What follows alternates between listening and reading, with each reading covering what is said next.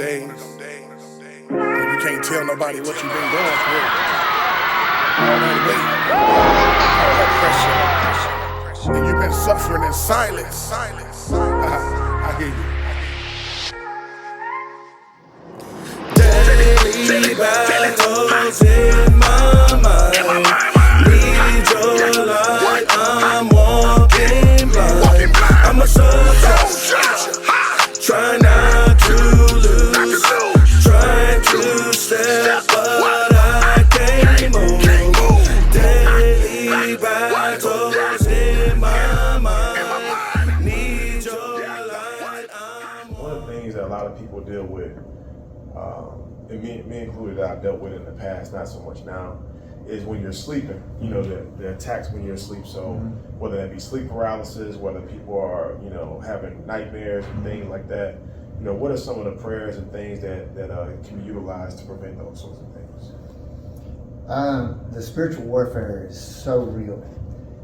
I experienced a little bit of spiritual warfare before I left the country, and I didn't realize how protected, how guarded we are just because of where we live. We live in a country where you see a church here, you can see the next church right down the road. Man, those prayers are just going out, and the gospel has saturated. Even though we're not Christian, Satan is alive and well and rampant in our country, just like he is anywhere. But there's still those strong towers of strength of those churches and those prayer warriors who are everywhere. And I didn't realize that until I stepped out of it. And I entered into a land, and different lands where that did not exist. Yeah. And I was thrown into where Satan reigns. Yeah. And so spiritual warfare really smacked me in the face. Yeah. When I entered the mission field. The first place that we went, I can remember we had only been there a very short time, and I woke up, and man, it was just almost like somebody just pressing on me, pressing down on me, that I could almost feel it. I was sweat from head to toe, and I just started praying. I started praying.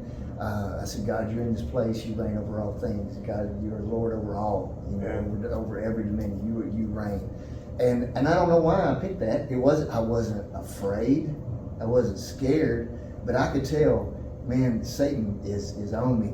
My wife lying next to me, and she woke up. I didn't shove her awake, and she woke up, and she laid her hand on me. Of course, I'm soaking wet. Yeah. And she said, we need to pray.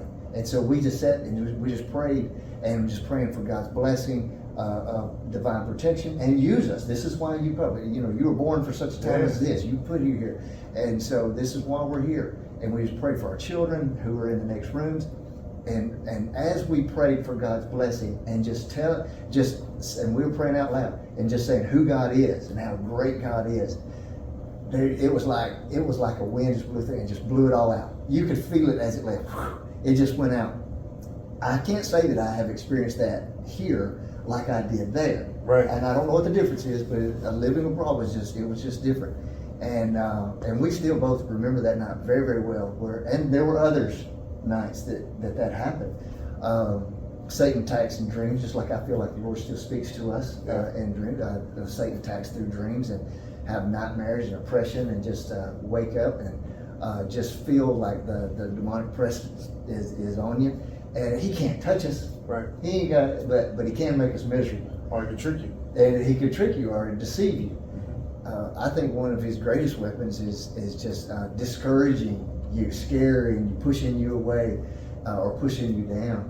And I just had to speak it out loud and just remind myself who God is and who I am in Christ, and that where my place is as a child of God, and remind myself that this is where He placed you.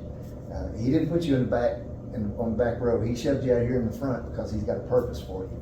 And so when you're out there in the front, you're going to get Satan's attention. For sure. You're going to get all of his attention. And but you don't get any attention from the back row. You get attention from the front row. Yeah. So God put you out there for a reason. And I just just celebrate it. Yeah. Hey, Satan's on me. This means something good's happening. You're on your way when the haters show up. Yeah. Silence.